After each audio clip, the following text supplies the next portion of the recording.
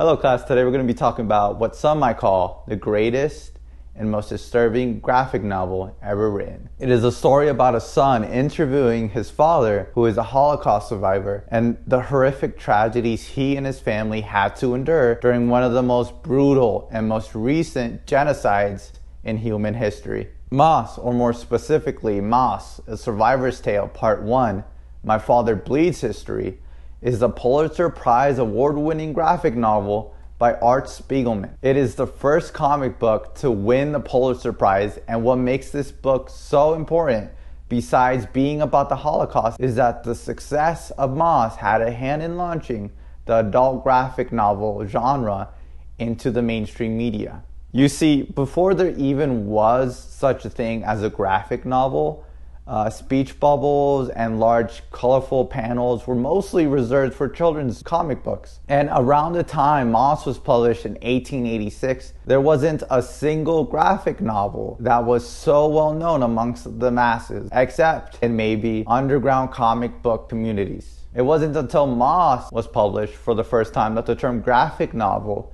was rising in popularity and took the literary world by storm, spewing the creations of countless of adult graphic novels that were published soon after. And if you've never heard of Moss, or perhaps you have heard of Moss and the countless good things about it, but never got the chance to read the book, then you're probably thinking that this book sounds really overrated. Well, I'm here to tell you it's not. It's not overrated, and I cannot stress this enough. All the praise and awards Moss has gotten over the years is well deserved, and a testament to single moms, and a testament to a single man's determination to unravel the most horrific atrocities that occurred to his family and to other Jewish families during the Holocaust. I'm also aware that graphic novels are very big around these days, especially with teens, and dozens of brand new graphic novels are published every year, which is also another reason why I wanted to make this video.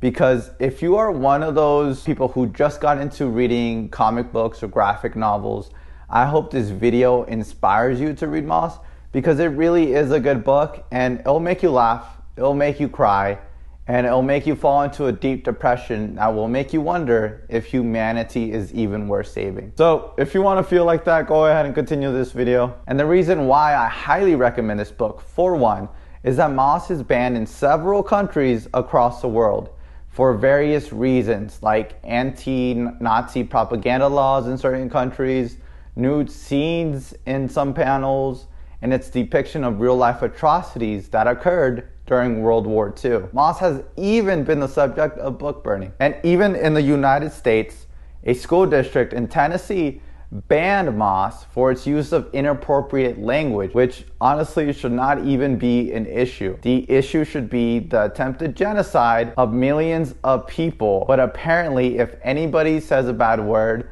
or shows a reproductive organ, then the whole thing, no matter how important the subject matter is, should not be talked about and should not be seen, which in my belief is a big issue. I do not like banned books. I think books should be open to everyone, and I don't think any sort of censorship should happen with books. That is why, if it's banned, I think you should go ahead and read it. And apart from being a very dark story, Moss is also a very personal one.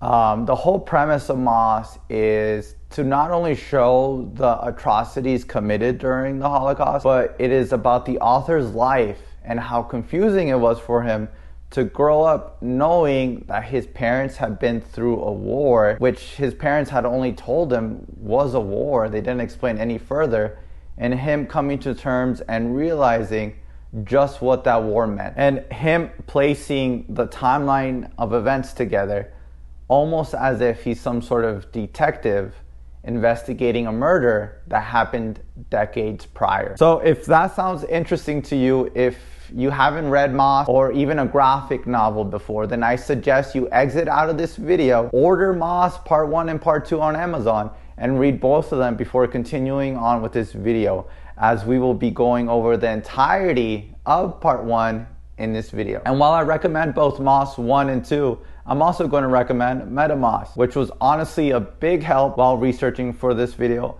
as it holds a collection of key interviews, notes, opinions, and even comic panels that didn't make the cut, which if you love Moss and you are a fan of Spiegelman is a must-have. But if you don't care about spoilers or you've already read Moss Part 1 and 2, then go ahead and stick around while we get a word from our sponsor, which is me. Again, I'm Jose Potter. And for an unlimited time, you can get both of my children's chapter books for just under $20. That's right, you heard that right. You can own Scary Hug Book's very own Peach Fuzz and Jorge the Trumpeteer for less than $1 Andrew Jackson. Click the link down below and it will teleport you over to my own Amazon page where you can first read first-hand reviews as well as learn more about each book. And if you do decide to support me by buying a copy or two, don't forget to leave a review on my Amazon page. I love reading your guys' thoughts and the insights you managed to squeeze out of each book. But as always, you don't have to do that. Anyone and everyone is welcome in my classroom. I will say, however, if you like watching content like this and you want to see more, don't forget to subscribe to my Scary Hug Books channel. Hit the bell at the bottom so you can stay up to date with my new videos. Like and share the video and drop a comment down below. Just like that, we're back for the video. And before I get into the narrative of Moss, I first want to give you some important context of the book. A big part of what makes Moss so captivating and the perfect story to be translated into a graphic novel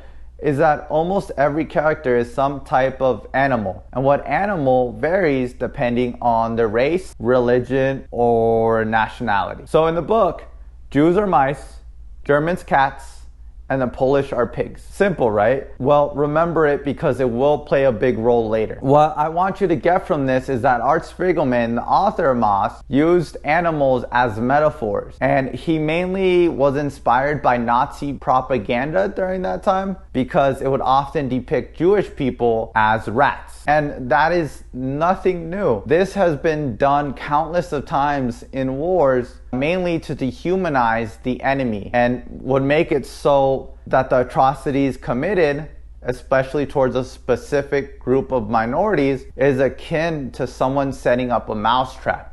And another thing Artie was inspired by was anthropomorphism, which is just giving human characteristics to an object. And anthropomorphism has been around for literally thousands of years, specifically about 40,000 years. So it's nothing new, and humans have been doing this for as long as we have been alive, which to researchers is a very human thing to do. Because if you think about it, it plays into our psychology and how we view interactions between the real world and us. Sort of like how you can create the idea of a cheeseburger in your brain, but a rabbit cannot. Except you can make it so a rabbit is holding the fattest cheeseburger in his hands. Same thing. The same can be said about emotions invoking the story.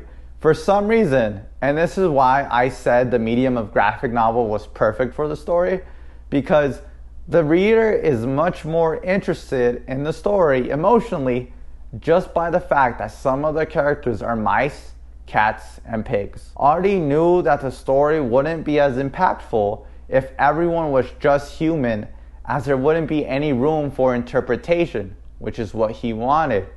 Almost as if Moss was a dystopian, horror-filled anthropomorphism painting from back when those paintings were popular. So to begin with Moss opens up with a short comic panel which encompasses the entire character of Artie's father, which we will read is Vladek. The panel is a childhood memory of when Spiegelman was just a boy and he was roller skating with some friends. Suddenly, his skates break and he is left behind by his friends. And when Artie goes home to tell his father that his skates broke and that his friends left him behind, his father just scoffs at him and says, "Friends? Your friends? If you lock them together in the room with no food for a week, then you can see what it is. Friends."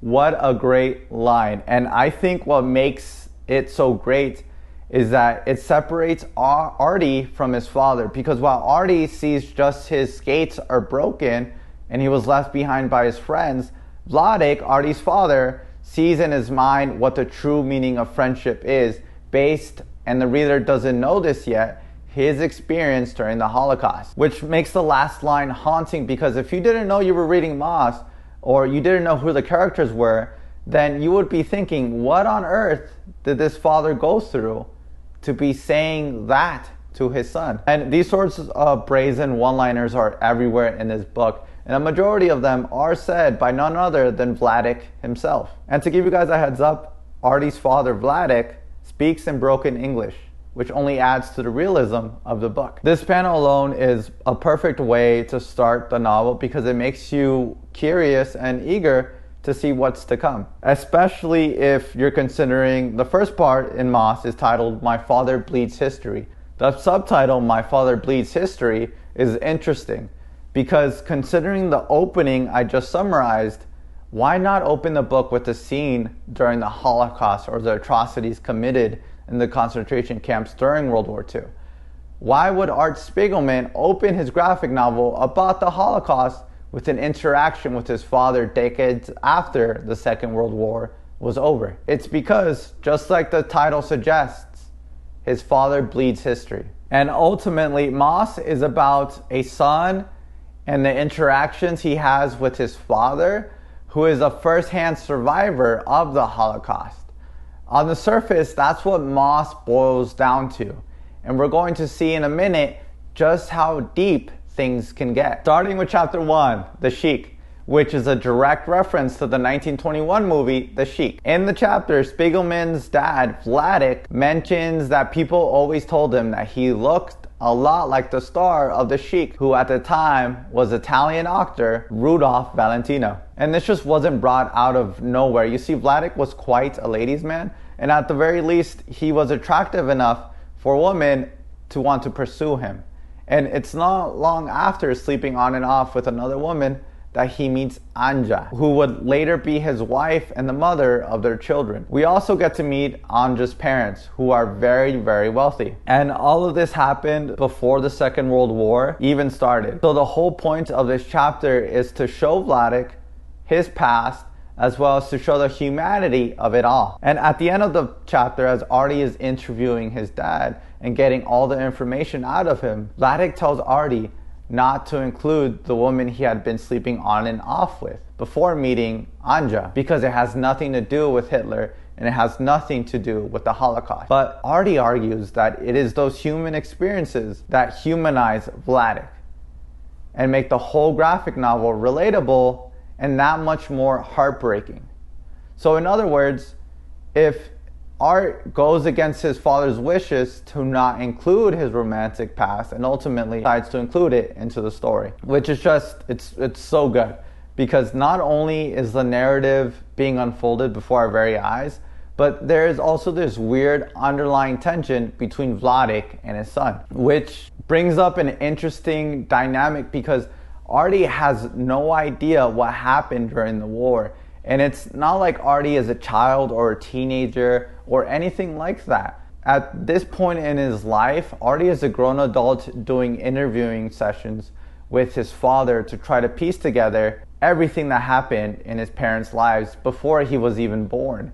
So it really is quite like he is a detective investigating the murder that happened decades before he was even born. And in Metamoss, which is this book, Artie makes a point to say that his parents never really spoke directly to him about what they went through during the Holocaust, and that it was just referred to him as the war. In fact, he didn't even know the word Holocaust existed until the early 1970s, which, if you think about it, is crazy to think, because considering Art Spiegelman was born after the war in 1948. And not only that, but the things Artie would make out about the war, he eavesdropped conversations between his parents and other friends who were also survivors of the Holocaust, and how his parents spoke Polish not knowing that Artie could understand them. So it was almost deliberate that Artie not know what happened to his parents during the Holocaust,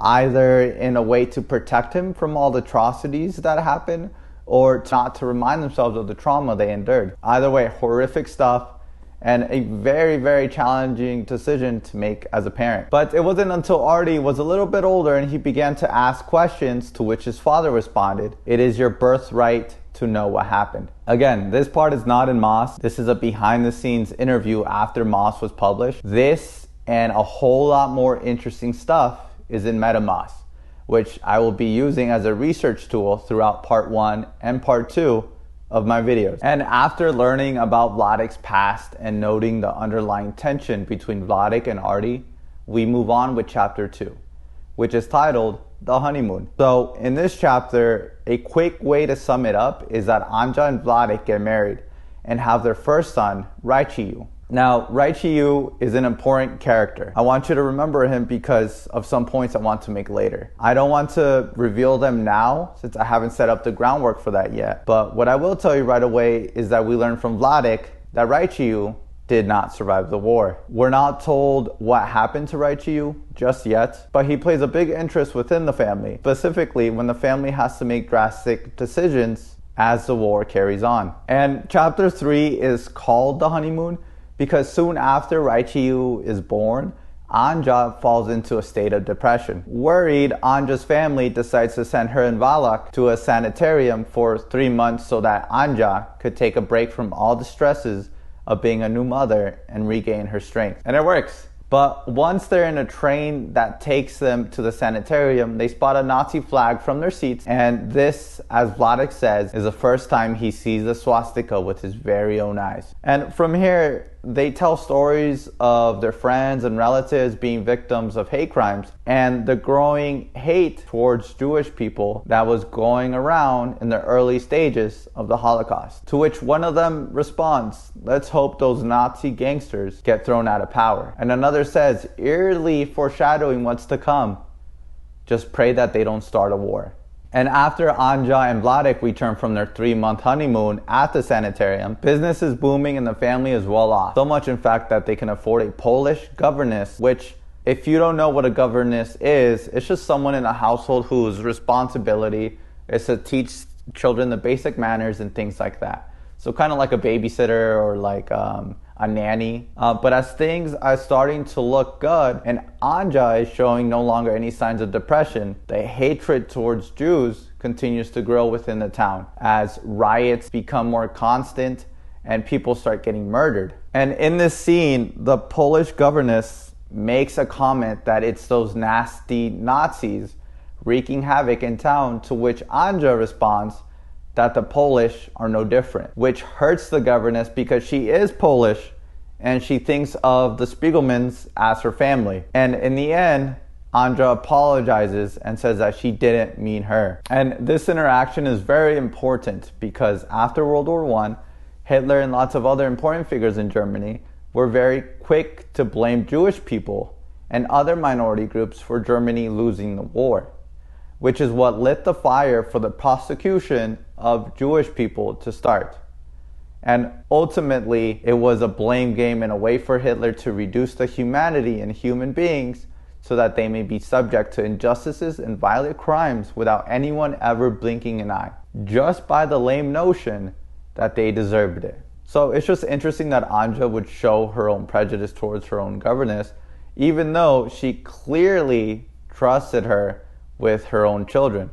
But it goes back to the saying, hurt people hurt people. And at this point in the story, we see that the Polish people are depicted as pigs. And the reason why they're pigs, at least from my own research, is that when Germany occupied Poland, they began to help in the war effort by means of propaganda and in rounding up the Jews. So a good way to think of it is cats hunt mice, mice run from cats, and pigs help cats capture the mice. So in a way, it's sort of like the pigs are complicit in the cats capturing the mice. And in the end of the chapter, Vladik is drafted to the frontier to fight against the Germans. But not before Vladik makes a comment in the present time that speaks volumes and echoes issues that are going on to this day. When Artie asks his father why they moved to a safer part of Poland and not just out of the country entirely, Vladik says, "We thought Hitler wanted only the parts from Poland like Bielsko, what used to be parts from Germany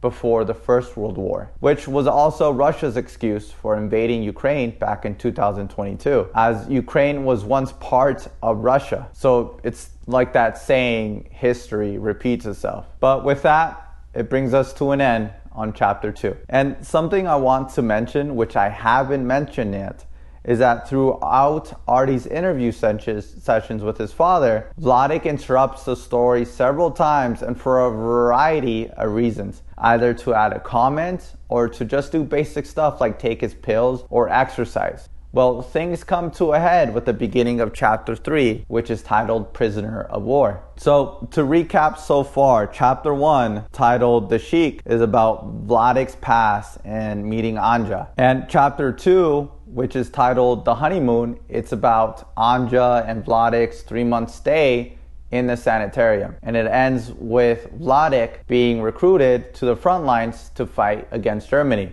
Now in chapter 3, Prisoner of War, you can probably guess where this is going. And in chapter 3, Prisoner of War, Artie shows up to his dad's house to do an interview session. And it's a scene where they're having dinner and Vladik and his new wife Mala are bickering back and forth. Eventually to a point where Artie has to get involved in order to defuse the situation. This happens regularly between Vladik and Mala.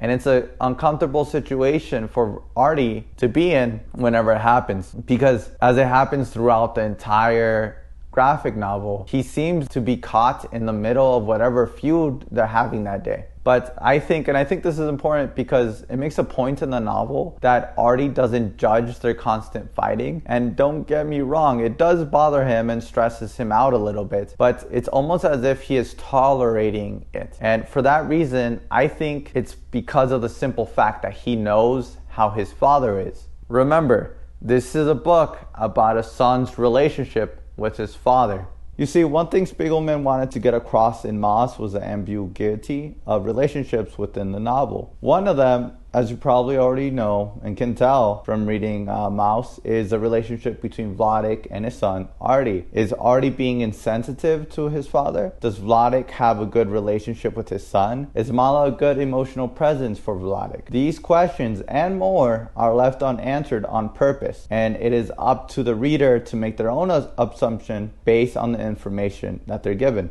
Now, this isn't to say that we don't know what other characters think of each other, because we do.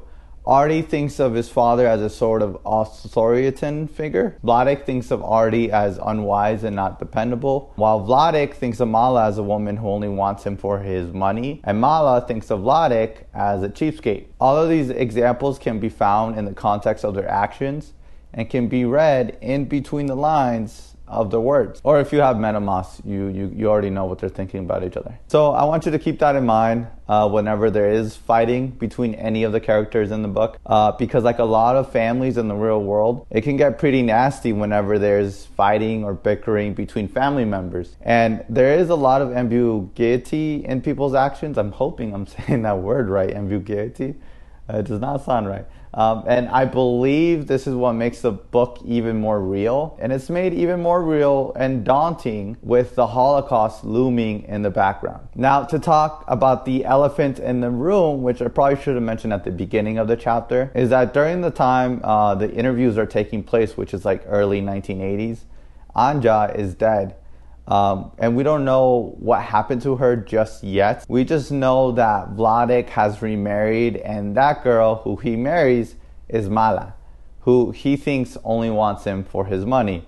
And she thinks of him as a cheapskate. And it all comes to a point later in the novel, which I will talk about when it happens. But with that, we can get back to the story. Chapter 3, Prisoner of War. So after dinner and the argument with Mala, Vladik and Artie get to finally sit down and continue where they left off, with Vladik being drafted to the army. And it's during this time in the army that he managed to actually kill someone. He didn't intend to kill anyone, but he was taught in basic training to shoot at anything that moved.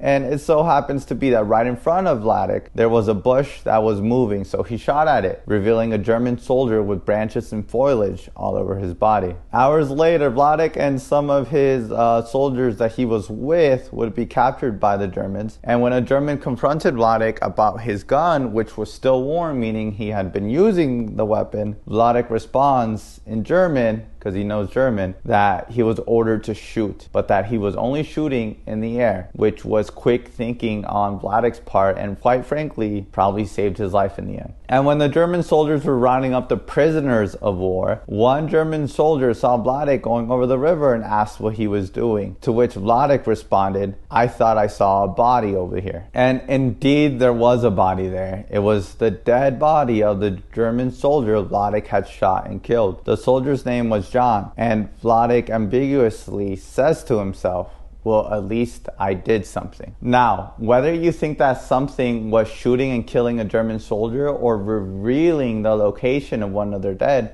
that is up to you to decide. Although, I think it was Vladik going over to check to see if the person was dead. And when he says, "At least I did something," that was just confirmation that he was dead. So after Vladik gets captured, they are sent to a POW camp, and it is there that they're all lined up, and Vladik gets picked on because of how much money he is carrying. The question asked ranged from, "Why are you carrying so much money, and do you expect to do some business here?" and ends with the German officer demanding he show him his hands, and after seeing how soft and delicate they were, announces that Vladik has never worked a day in his life. Afterwards, Vladik and other Jewish prisoners stay in a stable where they are later moved to a BOW camp, and there they have to sleep inside tents outside in the freezing cold, while Polish prisoners sleep in warm cabins on the other side of a wired fence. So right away, they are dealt with an unfair hand, as they are not being treated the same as the other prisoners just by the simple fact that they are Jewish. And they are nearly worked to death every single day. They are only fed little bits of food like crusts of bread and small bowls of soup. And one way Vladik gets through this, and we will see throughout the novel just how resourceful he can be, is he takes daily baths in the icy rivers just so he can stay clean and exercise as well as pray. He even mentions that he was very religious during the time, as there wasn't much else to do. And by the way, during this time he was allowed to write letters through the International Red Cross to his family, but get this, only in German, which if you didn't know German, you were just out of luck. Luckily, Vladik knew German, as he used it to his benefit before and wrote to his family. Then one day he receives a care package, and inside is chocolates, cigarettes, and some jam. Although Vladik never smoked, he was thankful for the cigarettes because then he could use them to trade for food. And so we learned that Vladik is very resourceful. He survived like this for about 6 weeks, when one morning they wake up to a sign outside their tents that asks for volunteers to replace German workers, and that housing and abundant food will be supplied. Now, knowing the risks and hearing the stories of these kinds of signs being false and used as a trap to hopeful people, especially desperate people, most of the men declined in fear. Almost everyone except Vladik, who wanted to be treated like a human being. And after some of the men saw Vladik register as a volunteer, they decided to join him as well. And luckily for them, that was probably a good call, as it turns out, because they were actually sent to be used to replace German workers. And as a result, they were given warm cabins with sheets and pillows to sleep in. And there even was a stove in the room. But with all these amenities they were given, like food and shelter, something they didn't have before back in the other POW camp, the work they were forced to totally negated any feeling that they were any better off, as they literally had to move mountains. And I'm not kidding when I say they literally had to move mountains. The Germans knew that you could not move mountains with a malnourished and tired workforce. So it made sense as to why they were giving the amenities that they were given, as it was necessary to replenish their strength so that they could work the next day and literally move mountains. And by literally move mountains, I mean they had to kind of like even out a valley and then push back and create another valley on the other side.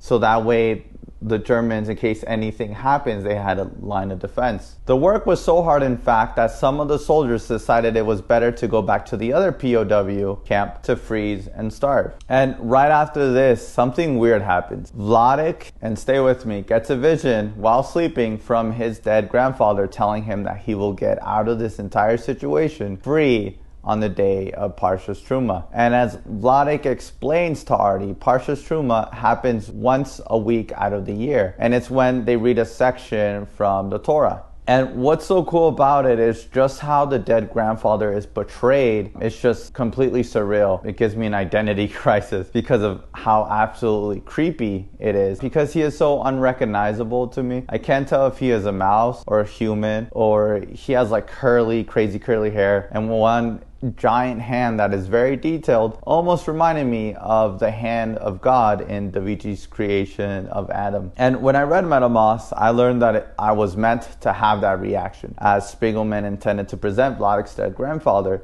in a sort of dreamy, otherworldly kind of way, which he did a good job. Anyway, we go back to Vladik, who then tells his fellow prisoners of the vision he had. And one of the prisoners is actually a rabbi.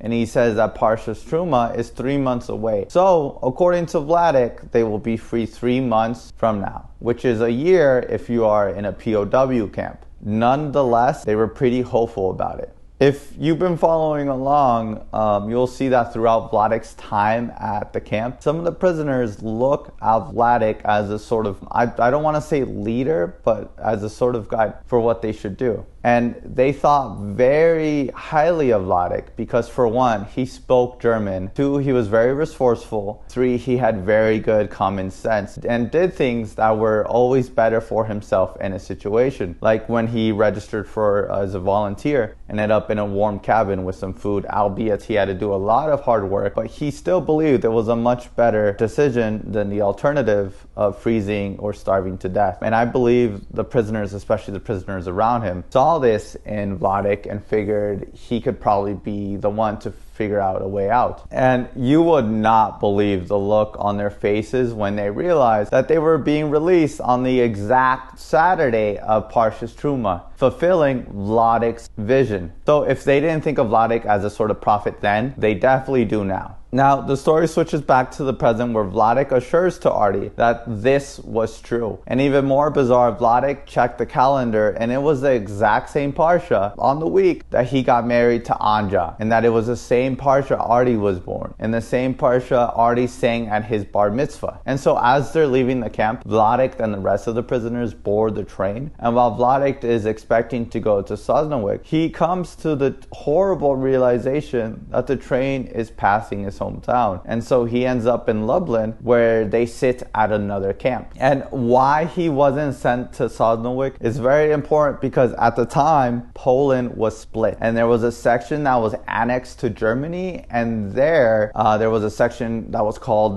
Proctorate, that was a German-controlled government. And from Lublin, which was in German-controlled area of Poland, Vladik began to hear stories of the massacres happening outside the camp in the forest, where 600 people were taken to be shot and killed. Artie interrupts the story to remind his father that he thought he had already been released from being a prisoner of war. And as Vladik explains, any Jew of the Reich, which Lublin was a German-controlled area of Poland, could be killed on the streets without any consequences whatsoever. But eventually, with the help of a Jewish person on the council called the Judenrat, and the main purpose of the Jewish council in occupied Germany was for the Jewish community to represent themselves when dealing with the Nazis. And back then, Judenrats weren't really trusted because a lot of the time the Nazis would orchestrate with them in capturing Jews or making it so they surrender themselves to Nazis, since other Jews were able to trust other people in their community. However, this didn't last long as people began to catch on to the fact that the Jewish Council don't have their best interest at heart, and it was just a cruel ploy for Germany to gather up as many Jews as they could by using their own community against them. But back to what I was saying. A member of the Jewish Council told Vladik that he had bribed the Germans to release Jews into the homes of other local Jewish people who would claim them as family members. And the very next day, Vladik gets out of the POW camp and is released to a friend whose name is Orbach. While staying with Orbach, Vladik gives the family chocolate from care package he had been receiving, and saving, and uses it during a crucial time when it matters most. Afterward, Vladek eventually makes his way back to his family in Sosnowiec, and Vladek would continue to send Orbach and his family chocolate until one day when the family wrote back saying that the Germans had been stealing it. But you may ask yourself, how did Vladek make his way back to his family in Sosnowiec? Well, he pretended to be Polish and he rode on the train, asking one of the train men on board that he had just escaped a Polish prison and that he needed help getting back to his family. The man, who is Polish himself, takes pity on Vladek, who he thought was Polish as well, and despising the Nazis for making a mess of his country, Poland, he hides Vladek on the train until he is able to walk free to his home. And of course, during the scene, Spiegelman draws Vladek wearing a pig mask, which again represents the Polish during World War II. And throughout Moss, again, pigs are Polish, cats are the German, and the mice, rats, are the Jewish people. And it plays along with the whole anthropomorphism thing we talked about earlier. But once Vladek makes it to his home, he enters his house, and come to find out, Vladek's dad, who was very religious and had a beard fit for a rabbi, was now clean shaven. And when asked why he had shaved his beard, Vladek's dad revealed that he was forced to by German soldiers. But the whole family shares a moment of happiness as Vladek returns back home safely. And this moment is very emotional for me because there's a scene where his son Raichiu, who is now 2 by the way, hugs Vladek and starts to cry. And when Vladek asks him why he's crying, Raichiu responds that the buttons on his uniform are cold, which the family just erupts into peals of laughter. And I don't know why, but that moment was just very human to me. Despite everything that was going on, just the innocence, the genuine reaction from Raichiu, that just really hit home and was very human to me. And with that emotional scene, we go back to the present, where the chapter ends with an argument between Vladek and Artie. Artie, who is done interviewing his father for the day, decides to head home, but sees that his coat is missing. And when he asks his father if he saw his coat, Vladek says that he threw it away because it looked ugly and old. Artie asks why he would do such a thing, but Vladek doesn't seem to be bothered by it and goes on about how as if he was doing Artie a favor. And he gives Artie one of his own jackets and says that this one makes him look like $1 million. Angrily and a bit saddened, Artie wears it and walks out of the house to pick up his coat, the one he walked into his father's house with and has to now pick out of the trash can, with the last words of this chapter being, "I just can't believe it." Which this whole scene is a bit sad, and it's why I believe Moss is about the relationship between Artie and his father. Because why else would Spiegelman end the chapter like this? He could have ended it with Vladek returning back home safely to his family after escaping the POW camp.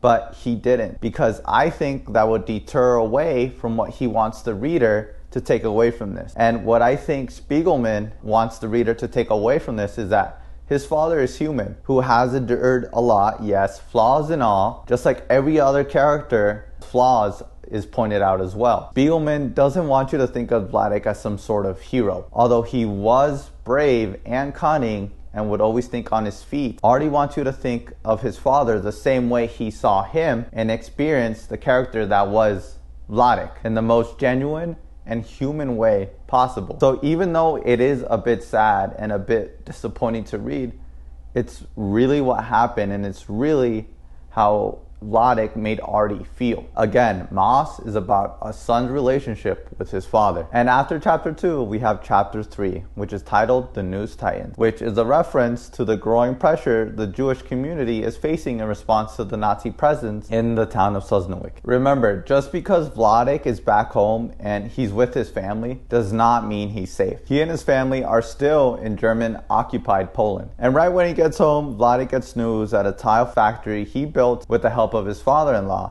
has now been seized by the Nazis. And it's not only happening to him, but it's happening to all the Jewish business owners in town. Nonetheless, despite all the hardships they have endured thus far, they are still able to live a semi-comfortable life inside their home. Remember, before the war, Anja's parents were very wealthy. But since they are no longer able to own their own businesses, that means that they no longer have a steady flow of money coming in, and they have to rely on food coupons to survive. But because of this, Vladek begins to sell and trade goods under the black market. And it's funny because as soon as he does this, Vladek's father-in-law proudly proclaims in front of the whole family that at least there's one smart guy in the family. And after that, there is this one scene that also got to me, and it's where the Nazis go into their homes and just start stealing their furniture. And they're just like, well, you don't need this anymore, and they take it. And it's just so patronizing and dehumanizing that it's similar to the Nazis stealing their businesses. And although it's just furniture, it's as if the Nazis are deciding whether you as a human deserve to have something or not. And it sort of escalates when they reach Grandma's room, and she's just lying in bed. She has gallstones and can't move, and the Nazis still want her bed. But the family says no, that she needs it, and they just sort of shrug it off and leave them alone. But that doesn't stop them from eventually stealing it later, with the family almost losing their lives over it. Eventually, the town gets to the point where the Nazis start taking people who don't have papers or valid work permits. And in order for Vladek not to be at risk of being taken away, because any Nazi can just walk up to him and demand to see his papers, he has to get a valid work permit from a tin shop. And that's where he learns a lot of useful information that will help him later on at Auschwitz. And it's at this point where you as a reader start to feel the overwhelming threat of Nazi presence. The Nazis have fully taken over the town and are everywhere. And things get even worse from here on out when the Nazis start taking people away, even though they do have valid papers like work permits allowing them to be there. And where do the Nazis take people they grab? Well, it's none other than Auschwitz. Later on in this chapter, everyone has at least heard stories coming from Auschwitz, and the stories that they hear are so horrible and inhumane that the people hearing the stories, like Vladek, quite frankly, can't believe them, or at the very least are hesitant to believe that such atrocities can occur. And that is a testament to the brutality and utter horror of the Holocaust, that even though they heard firsthand accounts coming from the people, they think, no, that would never happen. And if you place yourself in Vladek's shoes right around this time, you would feel the utmost terror and concern knowing that a place you once called your home is no longer a safe place for you or your family. And the main concern of Vladek has to do with his son, Raichu. You see, a friend of Vladek, Ilzeki, tells Vladek that he has a good friend who is Polish and who is willing to take in both of their sons, at least until the situation gets better. And a quote that almost brought me to tears is when they say, we can't know what's going to happen to us, but we must keep our children safe. And that's just, that really messed me up, because it means that while we as adults don't have any control over our lives, we do have control of the lives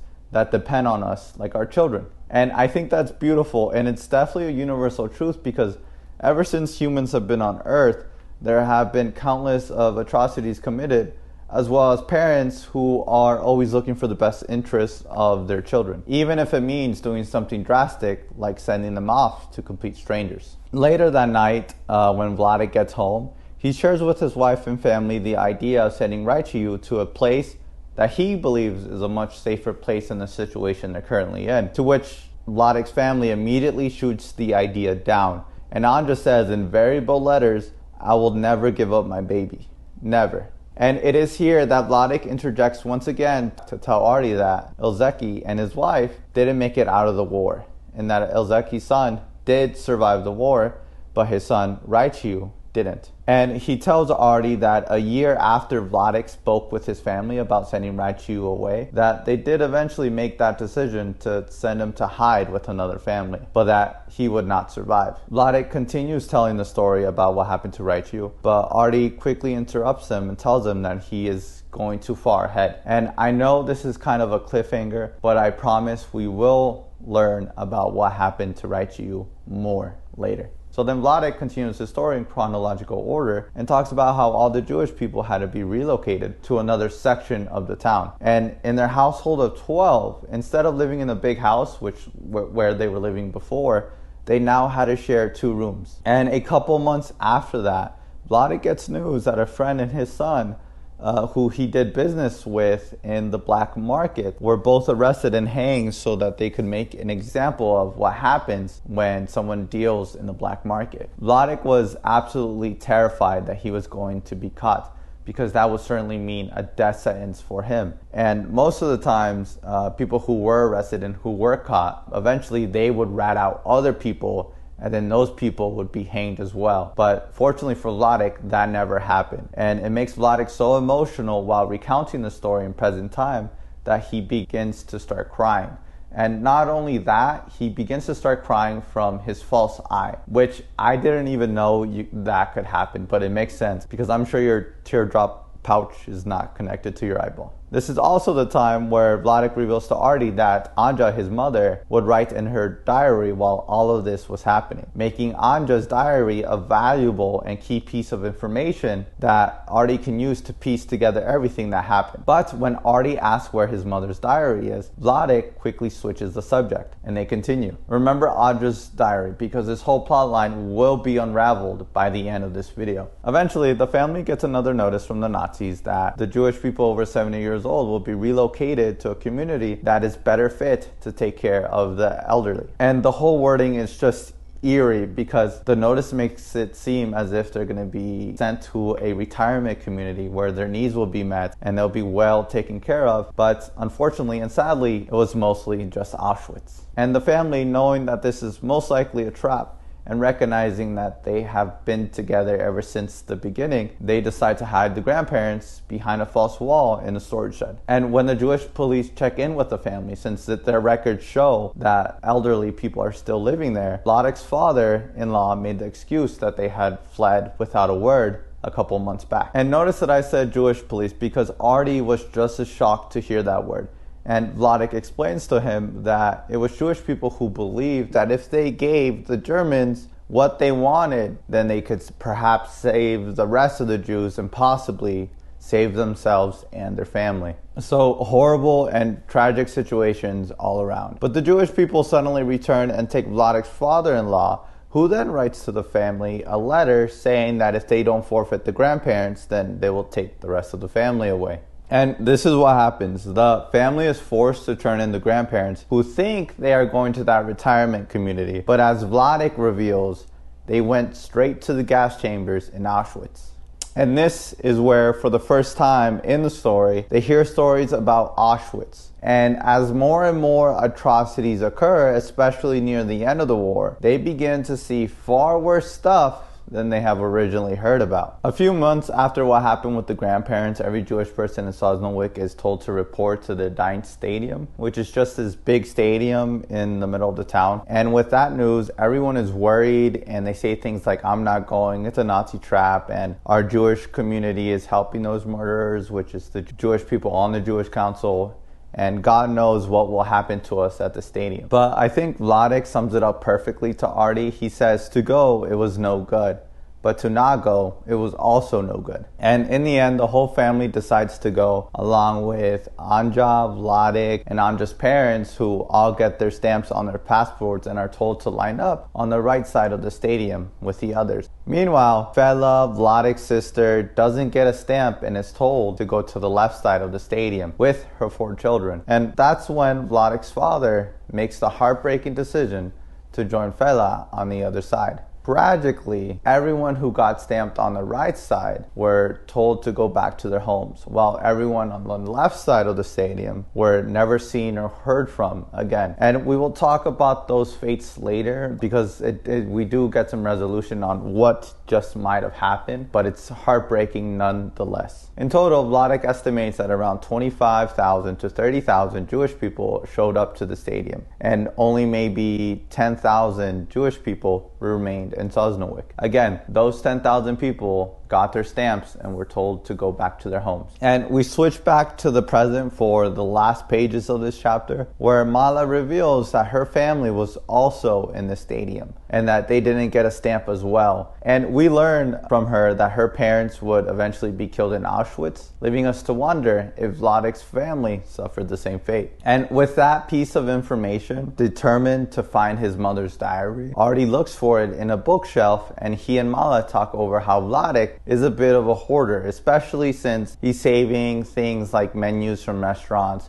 and years old bank documents. Mala even says he's more attached to things than to people, which is important to remember for later, okay? I want you guys to remember that. Vladek is a bit of a hoarder because it will pay off later. And chapter 3 finally comes to a close with Mala desperately telling Artie to put everything back how he found it. Otherwise, she would never hear the end of it from Vladek. Again, going back to the relationship between Vladek and Mala. That is how Artie decides to end the chapter. And now we reach perhaps what is the most depressing chapter in the book. Chapter 5, which is called Mouse Holes. And I say this is probably one of the most depressing chapters in the book because unlike the other chapters where we see everything from Vladek's perspective, a big component of this chapter has to do with Artie's mother. So not only are we hearing stories from Vladek's life, we're also going to hear some stories from Spiegelman's life, the author of Moss. You see, if you remember in the beginning of chapter 3, I said that Anja had died, and I didn't want to mention how she died just yet because the book does a really good job of revealing it to you as you go. But now that we're here at this point, I'm ready to talk about it. So in chapter 5, Mouse Holes, Vladek is upset at Artie, and he figures it's because he didn't help him clean the drain pipes when he had called him. But in reality, it's because Vladek read an old comic strip he wrote years ago about his mother titled Prisoner of the Planet Hell. And man, is this comic strip dark. Since it's an actual real early comic strip by Spiegelman, the characters are not animals, they are actual people. And it's a story of his mother pressing start and quitting. And we see Art wearing a prison uniform, which he wears throughout the entirety of the comic. He starts the comic saying, in 1968, my mother pressed start and quit. She left no note. And it mentions how it was his father Vladek who found her with her wrist slashed and an empty bottle of pills nearby. And that if Artie would have gone home sooner from his girlfriend's house, he probably would have been the one to find her. And from then on, it's just a roller coaster of misery and guilt as Art tries to maneuver through this personal hell of having to mourn his mother's death while also trying to comfort his devastated father, Vladek, who at this point had endured everything that we had already talked about during the Holocaust, and now he has to go through another devastating blow. And for as short as the comic is, it's only 4 pages, but it's really hard to read at some parts because as the family starts to offer their condolences to Art, he can't help but feel guilt and overthink the situation in his head that everyone is blaming him for his mother's death. And there's this one panel specifically which really just left me speechless because it's his mother's lifeless body in the bathtub, and below it are the words menopausal depression, mommy, and Hitler did it. And boy, it's one of those things where even though you don't know what to say, your body is feeling all those emotions for you. But you may be asking yourself, why does Art feel guilty for his mother's press start and quit? Well, we learned that Artie feels guilty by his mother's death because the last time he saw her, she walked into his bedroom late one night and said, "Artie, you still love me, don't you?" To which Artie rejects her, and the comic ends with Artie in a prison cell wearing the same uniform he was wearing throughout the entire comic, and he is congratulating his mom again, who is Anja, for committing the perfect crime. He was left to take the blame for the death of his mother. Artie feels like he is a prisoner on planet Hell. And surprisingly, with everything we know about Vladek, in response to the comic about Anja pressing start and quitting, he says, "It's good you got it out of your system." And he admits that he cried and that he still misses Anja dearly, often recounting beautiful memories with her. And it's heartbreaking because if you remember at the beginning of the comic book, Anja and Vladek went away for like 3 months just to get back on their feet. And it was beautiful. They danced and they were just very lovey-dovey. And it's just heartbreaking for them to go through so much and then endure what they endured and then get out of it and then have to endure more hardships, which I guess it's how life is. Life is cruel, and sad and meaningless. But I don't mean to be a Debbie Downer. Let's continue. So after that scene, we go back to World War II, and after the relocation of thousands of Jewish people in the stadium, in 1943, all Jewish people that were left in Sosnowiec were ordered to live in a village nearby called Srodula. And where they lived was in a small cottage that was much smaller than before, but Vladek says that they were still grateful because at the time, many people were living on the street. And as things continued to worsen, Persis, the head of the Jewish council in the town, pulls Vladek and his family aside and tells them that he can take Lonia and Raichiu into hiding with him, as he still lives with his 90-year-old father, and that Nazis sometimes even guard him to keep him safe. So Persis, as the head of the Jewish council, has a lot of influence over the Germans. Vladek, seeing how much influence he has over the Nazis, knows this, and the family eventually agrees, seeing that they have no choice. Again, if they had sent Raichiu a year before, he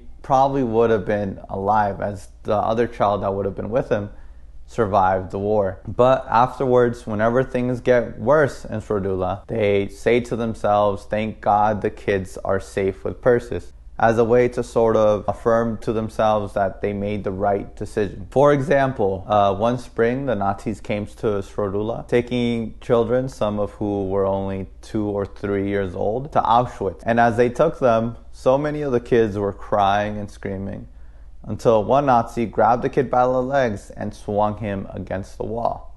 And afterward, Vladek says, nobody else screamed. And it's here Artie asks what happened to Raichiu, and Vladek explains that not too long after they sent Raichiu to hide with Persis, who was again the head of the Jewish council in another town, that the Germans decided to get rid of that ghetto, shooting Persis and everyone on the Jewish council there. Not wanting to go to the gas chambers, because remember there were stories going around about it, Tasha, who was the wife of Persis, always carried some poison with her. And she pressed start and quit, not only to herself, but to the 3 children that were with her, Bibi, Lonia, and Raichiu. And I told you this, this is the saddest chapter in the book, to me at least, because we learn about the death of Artie's mother and just what came of children during that time, which I'm sure things were a lot worse before that too for some other children. But to have it so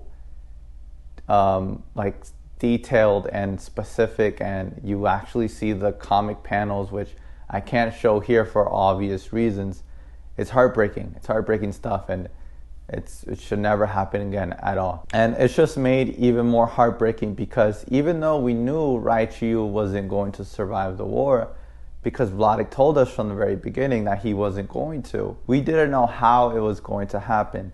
And that just makes the scene a heck of a lot more impactful because it made us wait rather than just telling us right away. So right after they send Raichiu into hiding and the Nazis start taking more and more people away, Vladek and his family decide to go into hiding themselves. Vladek draws a picture of the hiding place he and his family were in to hide from the Nazis. The room Vladek built was located in the cellar of a house behind a false wall, and surrounding it were piles and piles of coal, which made it look even more real. Soon after that, they are relocated again, and people are just getting taken to Auschwitz. Whether they had papers or not, or whether they were on the Jewish council, it did not matter. So Vladek makes another hidden room in the attic of the new house that they're in, so that whenever the Nazis do decide to start grabbing people, they could just hide and wait them out. At this time, there were only about 1,000 Jewish people left in the village of Srodula, and Vladek and the rest of them would wait until nighttime to sneak out and scavenge for food, which were crumbs at best. Eventually, what happens is that a stranger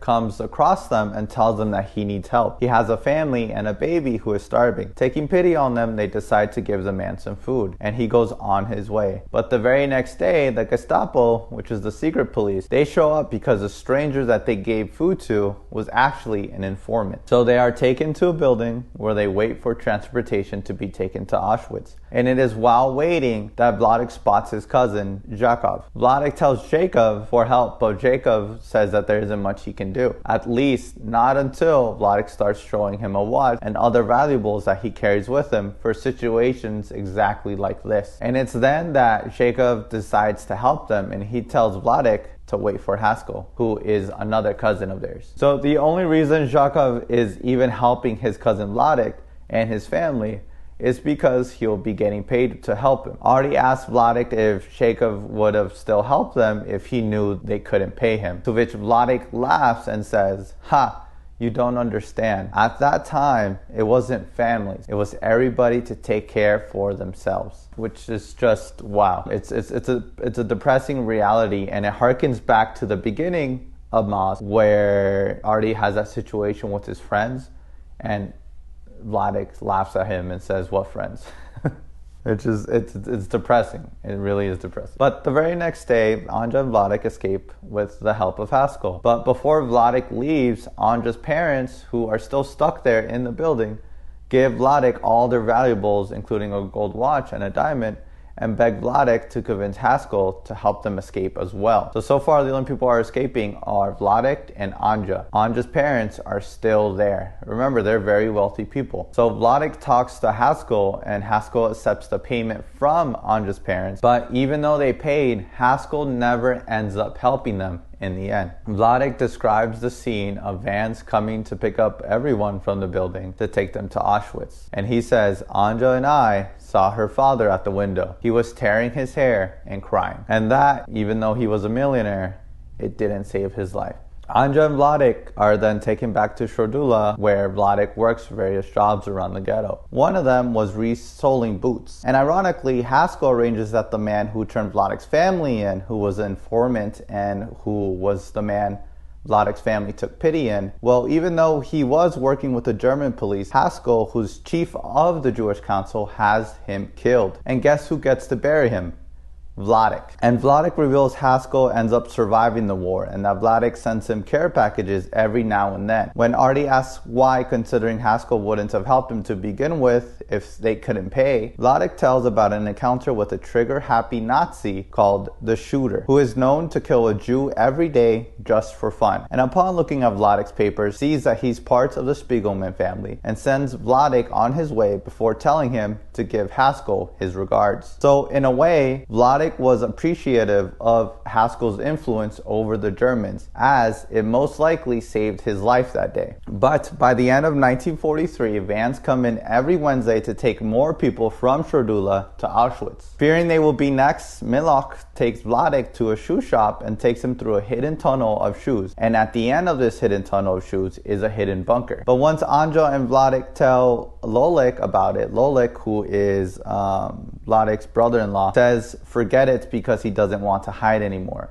And he believes he'll be fine because he's an electrician and he'll always be needed. And he ends up being taken to Auschwitz. It was also during this time that Anja and Vladek find out about Raichu, and Anja cries out hysterically because she has lost everyone she cares about. She says she wants to die, and Vladek comforts her by saying, "No, darling, to die is easy, but you have to struggle for life. Until the last moment we struggle together, I need you." Which is, it's very powerful when Vladek is saying not only then, but also in the present, because with Artie, it shows how much the two depended on each other to endure such hardships. And it foreshadows Anja's death because up until her very last moments, she was struggling to survive. And like Malak had said, the Nazis finished out Shordula, taking every Jewish person they could find to Auschwitz. Meanwhile, Vladek, Anja, and about 12 others hide inside the bunker. They are then approached by Peshak, who is tired of waiting and doing nothing, so he bribes a Nazi soldier to look the other way as they make their escape. They ask anyone in the bunker if they would like to join them, to which Malek and Vladek say no, because they don't trust the Germans. And there's this one guy named Avram who's in the bunker with his family and wants to pay Vladek to advise them, and offers him 2 watches and some diamond rings, to which Vladek only takes a small watch because he recognizes that they will need more valuable items later on to survive. And when the time time comes for Peshach and the group of people he's collected to go with him, Vladek secretly follows behind them, and as soon as they hand over the money to the Germans, Vladek hears loud shooting and he runs back to the bunker. From then on, the Germans leave Shordula and the rest are free to organize themselves and mix in with the Polish whenever they head off to work. Again, they are depicted wearing pigs' masks. And Avram, the man who was paying Vladek to advise him, he and his wife go to a friend's house to hide until Avram can no longer pay his friend to hide them, and then they are reported. So it really was a everyone watches over themselves kind of world. Finally, we are left with this powerful panel of Anja and Vladek wandering the streets of Poland, heading in the direction of Sosnowiec,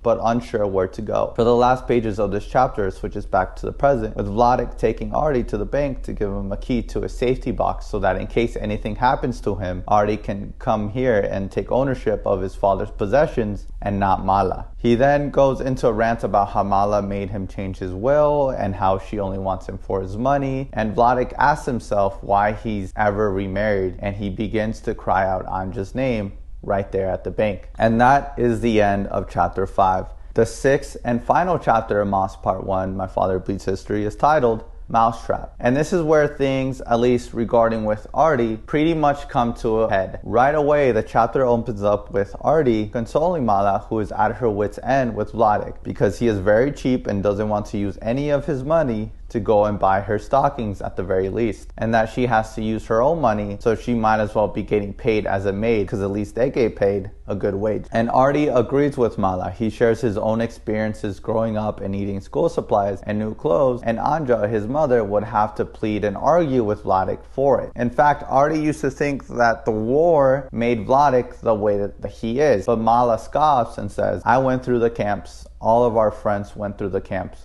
Nobody is like him. And Artie says something which is probably the most interesting thing in the entire book, and it's regarding his father, Vladek. He says, it's something that worries me about the book I'm doing about him. In some ways, he's just like the racist character of the miserly old Jew. And right after he adds, I'm just trying to portray my father accurately. And so this tells us a couple of things. For one, Artie is trying to portray his father as accurately as possible. If you recall what I said in the beginning of the video, Moss works because the characters in the comics feel real, because they are real. And in order for them to come off as genuine, they need to come as they are, flaws and all. Number two, Vladek does not represent an entire community. He was a real person and Artie's father, and Artie's job as the author of this book is to portray his father not as a hero or as a victim, but as who he was. And I think that's important. Soon after, Artie shows Vladek and Mala the process he's made in Moss, and they're very proud of him, and they think it will be very successful, which is definitely an awe moment. And it's funny because in the same scene, Vladek compares Artie to Walt Disney, and it's meta because the page literally ends with Artie leaving the room to grab a pencil so he can write down their conversation before he forgets it, which is just, it's so good. So then Artie begins interviewing Vladek again, and he starts where the story left off, with him and Anja walking the streets of Poland after escaping from Shordula. They decide to go back to Sosnowiec, where they come upon Janina's house, who, if you remember, was Raichu's governess, and she had always offered to help Vladek's family. But when they go to knock on her door and try to cash in that help, she tells them to leave. From then on, Anja and Vladek are on their own, and they go from place to place, trying to find some place to hide. Eventually, they go to the house of a janitor who Anja knew because he worked in her family's house. He lets them sleep in the barn, but tells them that they must find someplace else to stay because someone was sure to recognize them. And as morning breaks, Vladek heads into town where he meets another Jewish person who was also pretending to be Polish and also wearing a pig's mask. The man advises Vladek to go to the black market, and Vladek goes there, and there's a woman who sells him some milk, sausages, eggs, and chocolate, which is probably something akin to gold in Vladek's eyes. He goes back to Anja, and as expected, Anja is over the moon with the food, as she declares it a miracle. Eventually, they find out about Mrs. Kaka, who is a woman who lives on the outskirts of town, and she lets Vladek and Anja stay in her barn under one condition. And that condition is, if they're ever found, they don't know her, and that they must say that the barn door was open, to which Vladek says, "We won't betray you," which is is a very interesting thing to say because it shows that Vladik saw many instances where people betrayed their fellow friends, family members, and neighbors, especially when they were in desperate situations, and Vladik felt the need to mention that she could trust them. The next morning, Vladik heads back into town using the streetcar reserved for Germans. And while you might think that's a crazy idea to be in a situation where you're just surrounded by Nazis, well, you may not think it's too crazy when you start to think about it. Because even though they are Germans, they don't commute with the Polish. They can't tell the difference between a Polish Jew and a regular Jew. Whereas if Vladik took the streetcar reserved for the Polish, they would 100% be able to tell if Vladik was a Jew because they commute with other Polish. And let's not forget, Vladik is confident, quick-witted, and speaks German himself, so he can easily blend in with them. Anyway, Vladik reaches the black market, and the woman who illegally sells him goods offers to take in Vladik and Anja into her home. The only problem is her husband works in Germany, but he only comes home for 10 days every 3 months, which they can hide in the cellar when he does come around. Vladik accepts the offer and they end up moving in with her and her son, which you might think having a boy or a kid around might be a bad idea, but the woman's son was very smart and he knew not to tell anyone that his mother was hiding Jewish people in their home. And when Artie interrupts Vladik to ask if they had to pay the woman to stay in her home, Vladik says, "Of course I paid, and I paid well. What, you think someone will risk their life for nothing?" And like every instance where they find a place to stay, it doesn't last long. The woman comes home from her black market one day distraught. She tells Vladik that the Gestapo confiscated her goods and that they might be on their way to the house as they speak. Having no choice, Vladik and Anja wander out into the cold. They spend the night in a deep foundation at a construction site, and when dawn breaks, they go back to Kaka's barn where they first stayed. Mrs. Kaka lets them stay, and she tells Vladik about some smugglers that she knows about who smuggled Jewish people into Hungary. And near the end of the war, Hungary was just as bad as Poland, but at that time when they were talking to Mrs. Kaka, it was a much better place than they were in currently. So Vladik heads to the black market again and sees that the woman who allowed them to move in with her. She apologizes to Vladik and says that she feels guilty for kicking them out so suddenly, considering the Gestapo never visited her house. She offers to take them in again, and Vladik gladly accepts, as it's better than sleeping in the freezing barn during winter. And throughout their stay there, they have a close call with the woman's husband, and they have to hide in the cellar filled with rats for a couple of days. But ultimately, they are grateful for these conditions because they at least have a place to stay, as the alternative is far, far worse. So Vladik eventually heads into Sosnowiec to meet up with the smugglers that will eventually smuggle them into Hungary. When on the way there, a group of children point their fingers at him and begin to shout, a Jew, over and over. Obviously, at a time like this, Vladik cannot run, as he will give himself away, so Vladik does what Vladik does best, and he plays along, saying, "Don't be afraid, little ones. I'm not a Jew. I won't hurt you." And Vladik says this because the children were truthfully scared of him. You see, these children were brainwashed from a very young age to think that Jewish people would actually catch and eat children. They were taught this way as a way to dehumanize the Jewish people. So when they grow up, they will have no problem going to war for Germany, which is what Hitler wanted and why he created such atrocities like the Hitler Youth. Anyways, Vladik gets out of the situation and meets with the smugglers. The plan is risky, and Anja doesn't want to go, but Vladik thinks it's their best shot to get out of this terrible nightmare for good. Vladik is convinced to go when he reads a letter by a man's nephew saying he made it safely across to Hungary. He then meets up with his cousin Milak, who is hiding in a small bunker inside a garbage hole. And Vladik tells Milak about the woman who they had been staying with, because if they're going to, then they can help Milak find a safe place to be in than in the garbage hole. And this is what Milak does. In fact, he and his family survived all the war by staying with a woman who Vladik and Anja had been staying with. So Vladik and Anja go to the train that will take them to Hungary, and as soon as they pay the smugglers, they are betrayed. The Nazis catch them and march them through the city of Bielsko, and Vladik sees the factory he once owned, the street where they used to live, the markets where they would always eat, until they see a prison, and there they stayed. Anja, Vladik, and Abraham's uncle, who was also hoping to be smuggled into Hungary. Artie asks what happened to Abraham, and Vladik tells him that he ends up in Auschwitz just like them. but more on him later. A few days later, trucks arrive and the Nazis fit around 100 people in them. Everyone in them is going to the same place, Auschwitz. And Vladek says that once they arrive at Auschwitz, the men and women are separated, and that he went one way while Anja went the other. And Artie comments, this is where mom's diary will especially be useful. To which Vladek pretty much responds, don't bother, I burned them. And wow, what a bombshell. Clearly, Artie is distraught over this revelation, as he should be. It's a bombshell. He's been dedicating his time to uncover what happened to his parents during the Holocaust, and it's vital that he gets his mother's perspective as well. So he responds accordingly. Christ, you saved tons of worthless stuff. Again, going back to Artie's and Mala's conversation about Vladek being a hoarder. And to make matters worse, Vladek recalls a passage in which he read one of Anja's diary saying, I wish my son, when he grows up, he will be interested by this. Ooh, I'm getting chills.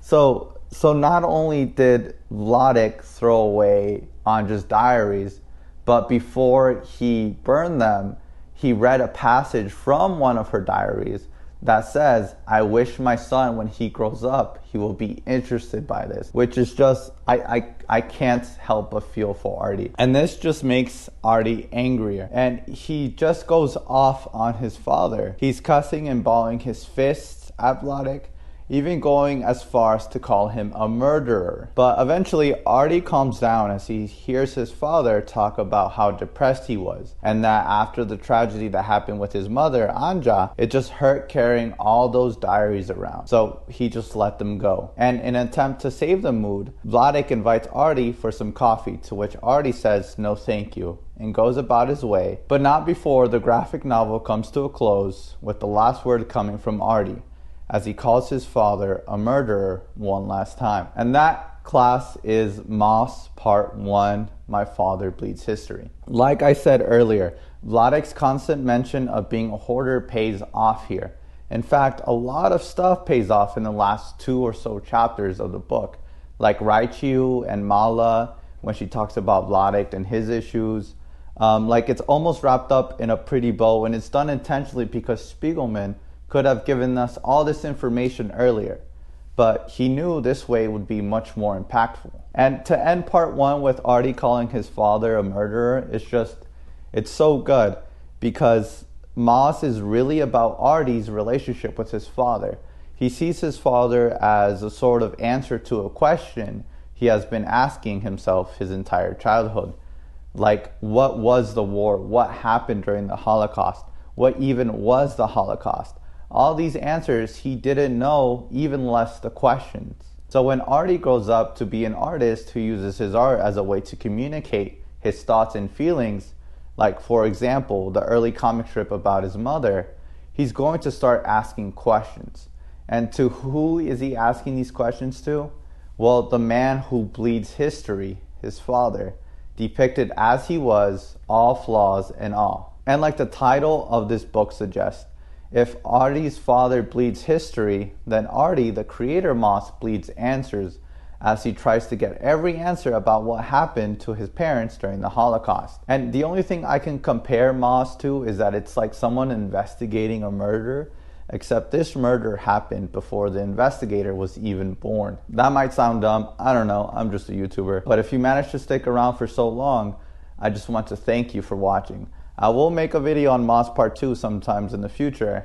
I don't know when, but I'll get to it when I get to it. In the meantime, don't forget to comment, like, and subscribe, and click that notification bell at the bottom so you can stay up to date with my newest content. And as always, I hope you enjoyed my ramblings. Class dismissed.